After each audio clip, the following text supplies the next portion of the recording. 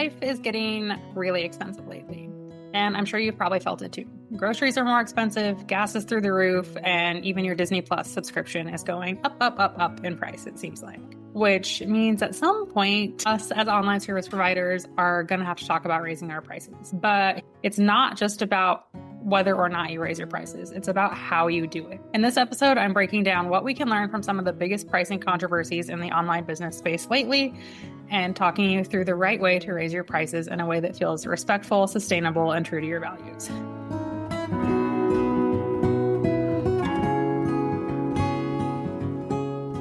Welcome to the Six Figure Brand Podcast, where each week we're pulling back the curtain on what it really takes to build a six-figure business as an online service provider.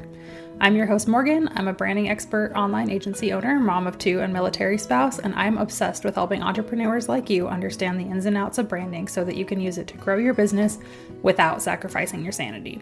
Whether you're just starting out or focused on scaling, we're diving into everything you need to build a profitable and sustainable online business. Let's get to it.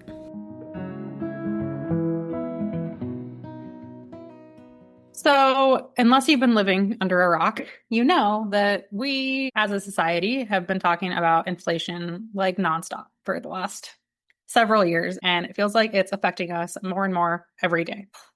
The cost of doing business is going up, whether we like it or not. Software, team expenses, taxes, supplies, all of it. According to the US Bureau of Labor Statistics, the average inflation rate over the last 3 years has been 4 to 7%. I personally feel like it's been higher than that, but that's what they say, which means that our income needs to increase in order to keep up. Now, if we were working in a 9 to 5 at some company, many of them do cost of living increase every year, or you get a raise every year. But as online business owners, it's really easy for us to forget that we need to do that.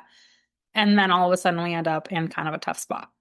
If you keep your prices the same while your costs are going up, you run into a lot of problems like burnout or taking on more and more clients to make ends meet.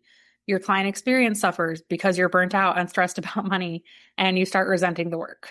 So raising your prices is necessary and it's good, but there's a right way to do it.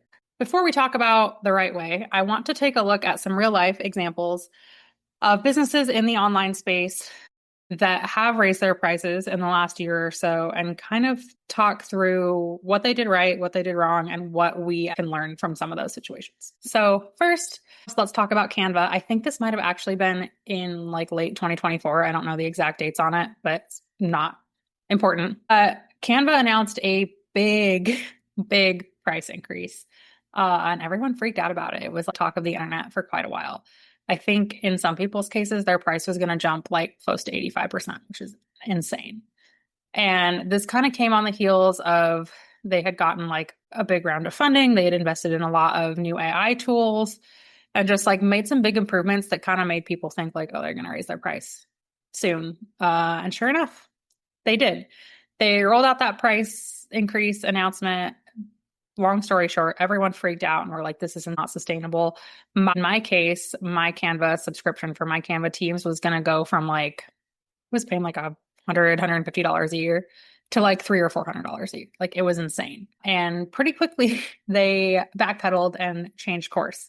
So they rolled back the increase for some users, put out a bunch of content trying to clarify their new pricing, telling people what to do to change the way their account was set up to opt out and stuff. Which was good. It's good that they listened to their people and changed course as necessary. I'm never going to fault the company for that. But I think that the switching things up and back and forth was not great as far as like trust with their audience goes. And I feel like it left a lot of customers, myself included, wondering, okay, well, are they just, quote, doing the right thing for now? And then next year, they're going to be like, okay, no, we really are raising our prices next time. So now we're kind of all on pins and needles wondering what's going to happen next. And I think that the lesson for us as online service providers is not to spring things like that on people. Saying I'm going to double your price next month is really jarring and not doable for, I would argue, most of your audience. So giving them a long runway and preparing them, and also explaining the why behind that, and not just, oh, we created all these features that you didn't ask for and now the price is going up. Sorry. Because then people will have a fit about it. And then either you have to dig in your heels and lose some clients, which if you're willing to do that, fine. Or you're going to have to backtrack and do what Canva did and be like, oh, never mind, just kidding. And then it likely erodes your trust with your client. Next, I want to talk about Honeybook. I am on Threads a lot, and I feel like every few months lately, there's some new company that's raising their prices and everyone's freaking out about it. And Honeybook was definitely one of those. So depending on what plan you're on, and transparently, I don't use Honeybook. I'm a Dubsado girl. But depending what package, like what tier plan you're on, it was up to like a 90% price increase, like almost doubling your rate. And I think this was the first one in 2025 that people were like, whoa, what is going on here? And then also kind of started to worry that like, is this going to keep happening? Are we going to see more of this as the year goes on? And sure enough, we did. Similarly to Canva, this kind of came after they had rolled out all of these AI features. And people were really upset about the fact that, like I said previously, we didn't ask for this. Like, it's great that there's all these extra features, but what if I don't want them? Why am I paying for stuff that I didn't ask for and I'm not going to use? I think what Honeybook could have done better would have been to keep a no AI tier that was just super basic and had what people already were using. And then if they wanted all of that stuff, then they could upgrade and pay extra. So as a result of this, a lot of users transferred from Honeybook to Dubsado or other things like Notion, or there's a few other ones out there that I'm not super familiar with, even though they had really loved Honeybook because they just felt like this was not a sustainable price for them to be paying. And they also really didn't appreciate having some of those additional features sort of like shoved down their throat. So I think the lesson from Honeybook that we can learn is that clients want to feel like they have a choice. If you're adding new features, new deliverables, new things to your package or your offering or your product, give them a choice about whether or not they want those, or at least let them know with, again, a lot of runway, like, hey, these new things are coming and the price is going to go up. And here's like why these are going to be great for you, why they're of value to you, versus here's all these bells and whistles that you don't know how to use, you didn't ask for, you don't have time to learn, and your price is going to double and you have no choice about it. I think that is a big, big, big turnoff to people. And you can't assume that they are going to see value in those things just because you do. Next, we're going to talk about Kit, formerly ConvertKit. Several months ago, I did a podcast episode with my friend Sam Burmeister of Nomad Copy Agency that was critiquing online business rebrands that had happened in the last year. Kit was one of them. They changed their name from ConvertKit to Kit, did a lot of messaging updates and visual updates. And they said during that rebrand, which was within the last year, we're not raising our prices. And then a few months ago, they did. So that didn't feel great for those of us who were using Kit. But I think the real issue, beyond just that they said they wouldn't and they did, which is to me like a huge red flag, is kind of the tone that they used when they announced it. So long story short is that they sent out an email to all of their users, which I am one, and I still am one. The price increase has not driven me away. I will be very clear about that. But the gist of the email was, we haven't raised our prices in 10 years, and we've been so generous with adding all these new features and product development and blah, blah, blah, blah, blah. And our prices have stayed the same, and now they're going to go up. And it felt like it was more about them and almost like throwing a pity party for themselves of, well, you should have been paying us more this whole time, but we neglected to raise our prices. So now we're going to, and like, sucks to suck. Sorry. Basically, it's kind of how I received that. And I just was like,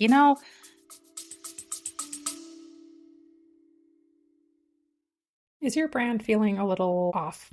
Like your visuals, messaging, and your overall vibe just are not lining up with where your business is headed? You probably don't need another pretty logo. You actually need a solid strategy behind your brand. That's exactly what we'll build together inside the Standout Brand Strategy session, a one-on-one deep dive into your brand foundation so that you can finally show up with clarity, consistency, and confidence. And if you're thinking about working with Spect & Co. on branding or web design, this is your first step for every single project that we do together. Clients who have gone through this process have tripled their audience size, doubled their revenue, and raised their rates by 30% or more. Use the link in the show notes to book your session, and don't forget to enter code SFBPOD at checkout to save $100.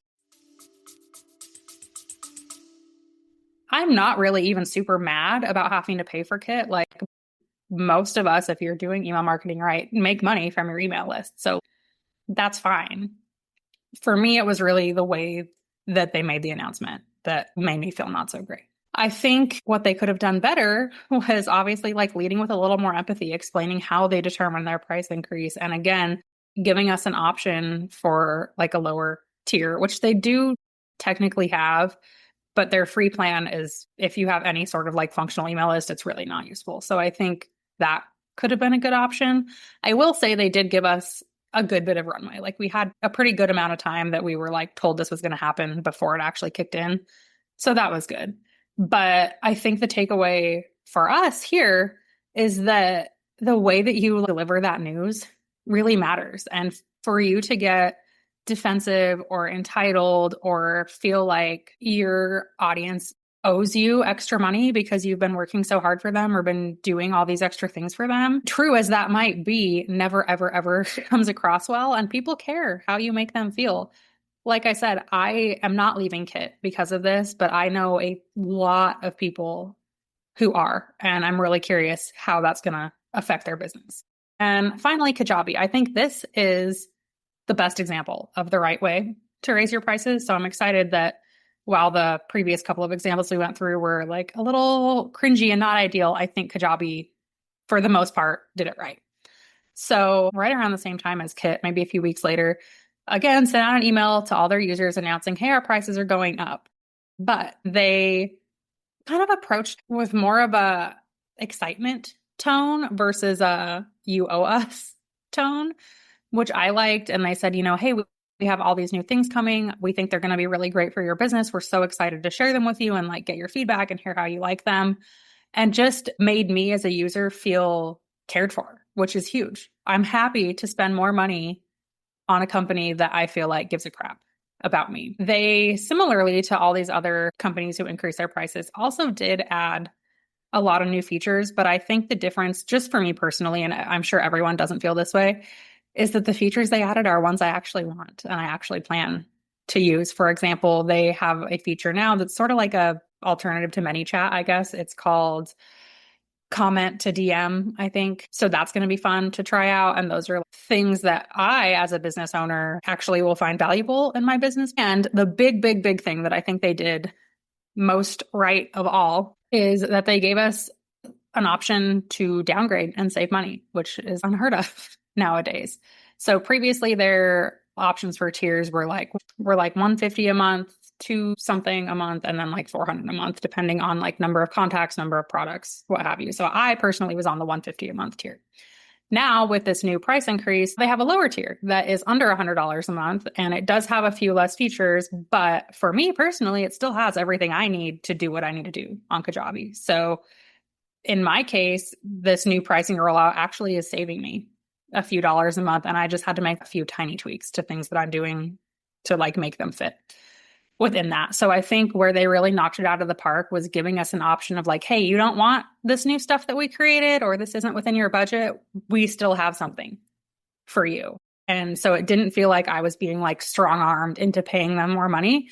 It felt like they were giving me a choice of like, hey, so we added a bunch of new stuff and things are going to get more expensive. But if you don't want that, we do still have something for you. And I think that was huge. So the big, big lesson that I want you to take away from this is that increasing your prices and like adjusting your offers and whatever is a natural evolution in business. And if you do it the right way, it can actually help you build a lot of trust in your clients because you can make them feel like you're creating what they actually want and giving them a choice by being generous and honest and giving them options. So now that we've gone through a lot of examples of the wrong way to raise your prices and one example of what I think is kind of the right way, let's talk about how to go about raising your prices as an online business owner. I think there's like 5 key things, and we're going to just run through them really quick. So first and foremost, be intentional about it. So it's not just, oh, well, it's a new year, so new prices, or everyone else seems like they're raising their prices, so I'm going to do it too. What other people are doing or the date on the calendar or whatever doesn't really matter. The reason why you're raising your prices should be because you have more experience, because you're trying to stay on top of your profit margin, because maybe you're becoming more in demand. And so you're needing to raise your prices to kind of like even out your workload, or because you're delivering more value. It should not just be for some like silly arbitrary reason, because people are going to see that. Our audience is not dumb. And I cannot drive that home enough. Like they know when you're doing something for actually a legit reason versus when you're like, oh, well, felt like raising my prices today. Next, and this is maybe in my experience with raising my prices, the most important one is communicate early. So I think the bare minimum is giving your clients like 30 days notice. I like to give them like 90 days notice. So if my pricing is going to go up in January, I'm talking to them about that in like October so that they can plan for it. And if they decide that they can't afford that new rate, we can figure out a solution to afford them. And I would also encourage you to think about doing some kind of lesser increase or like a legacy plan for really long-term clients. So for example, I have a client still working with me today who I was charging like $40 an hour when he first hired me. And so I've found ways that I can still work with him and make it feel affordable to him while still raising his price. I think that if it's somebody who you value and you want to keep working with, I think it's okay to like just kind of customize things to make it fit for everyone whenever it's somebody who, like this person in my case, has been with me for like 6 years. Like, I still want to keep supporting their business. And I understand that, paying $5,000 for a branding package might be not within their budget. So what can we do to create something that is? The third key, I think, to raising your prices the right way is just transparency. And this is really goes for everything that you're doing in business, but tell your audience why. Like, explain to them. You don't need to like let them look inside your bank account, but some context to help them feel like respected and understand that, hey, I have thought very carefully about this and I don't take it lightly. And I know that it's a big deal for you to be investing in my business. And here's how we got to this answer. I think makes people feel informed and respected and like you're not just like trying to take advantage of them. This is not just a money grab. It's a business strategy and you're trying to stay afloat so that you can keep serving them. Fourth is, I would say, be mindful of how much you're increasing your rates. And there's kind of two like keys to this, right? So a lot of these examples that I talk through were like very significant increases, like doubling people's rates.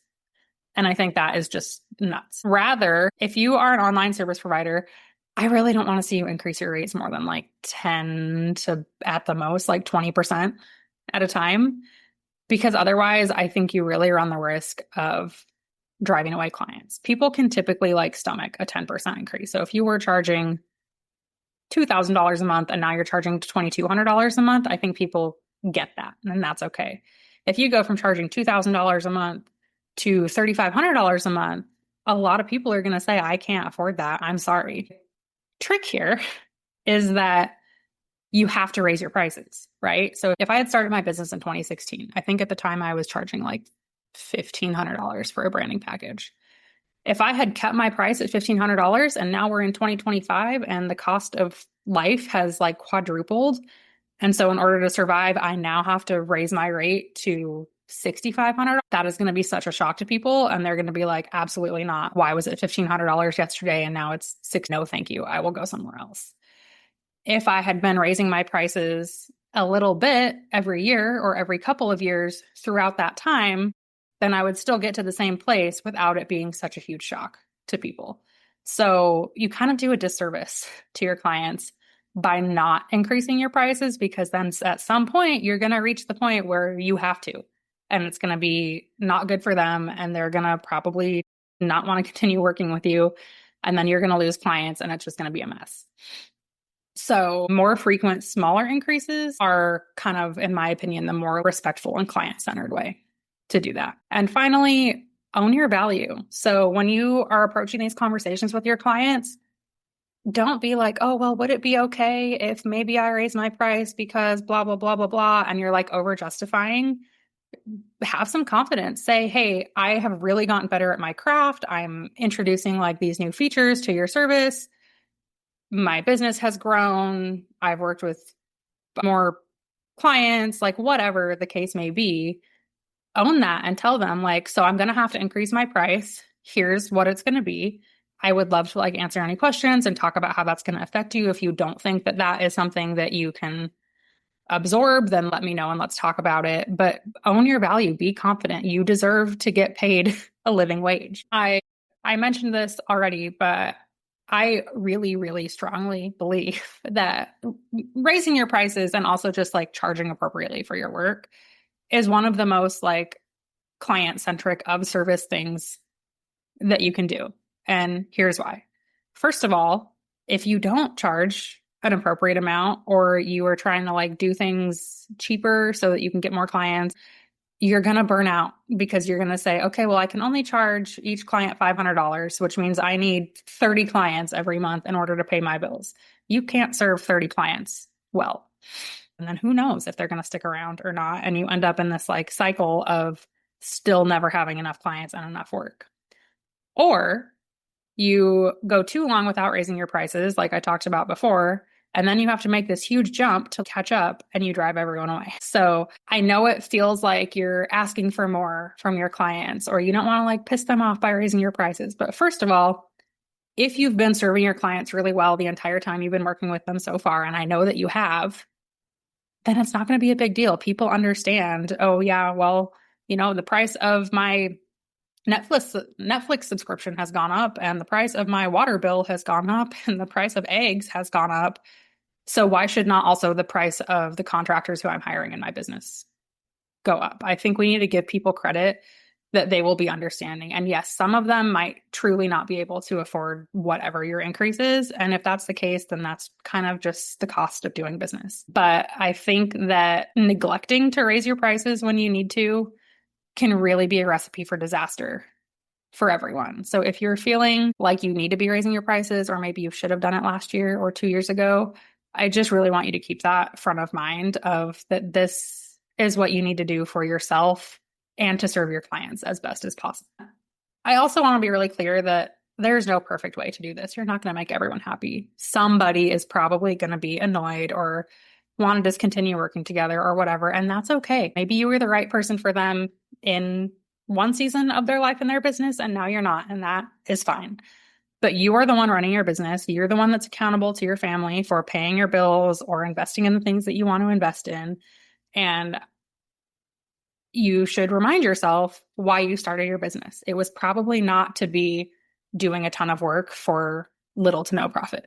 So a respectful and strategic price increase is not something you should feel bad about. It is part of doing business. Sometimes it's one of the more crunchier feeling parts of doing business, but it's also something you should be proud of. If you're to the point where you can and need to raise your prices, it's because you're doing well and people want to work with you and your business is successful. And now you're just refining things and making sure things are aligned and that you are getting what you need to get out of your business. So if you're kind of in this, do I raise my prices? Don't I raise my prices? I don't want to piss people off position.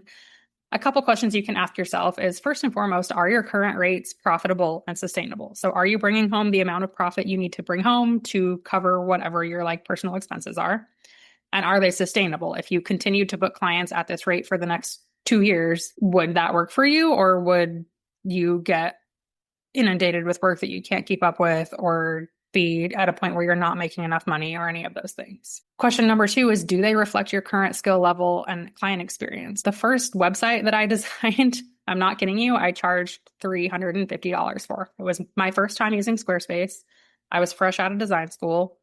I had like literally no idea what I was doing, and that felt like a fair price. Today, there is no chance in the world that I would design a website for $350. It's like 10 times that price, because I've spent 10 years learning and getting better and becoming a true expert. And I've also worked with like 100 plus clients. So I have so much more experience under my belt that I can provide that service faster and better. So that's going to cost me. And then the next is not really a question, but start making a plan for that price increase. So how much is it going to be? Are you going to adjust your packages? How are you going to tell your clients? And kind of, you can go through your client list and kind of ask yourself, okay, how do I expect that each person is going to respond to this, so that you can just sort of mentally prepare for how those conversations are going to go. So if you were kind of wrestling with this experience right now, shoot me a DM on Instagram and let's talk about it. I feel like raising our prices is not something that we talk about a lot, and it's really easy to do it the wrong way, but it's also pretty easy to do it the right way. So I'd love to chat through that with you. Thanks for tuning in to the Six Figure Brand Podcast. If you enjoyed today's episode, please be sure to rate the show and leave a review on whatever app you're listening on. And as a thank you, I'll send you coffee on me. Yes, I'm serious. As a smaller show for now, you taking the time to do this makes a huge impact on how we can reach more people and how I can continue to create this content for free. When you take a screenshot of your review, follow and tag me on Instagram at Spect & Co. I'll send you a $5 Starbucks gift card. As always, don't forget to check out the show notes for any links or resources I mentioned during the episode. Thanks again for listening, and I'll catch you next week.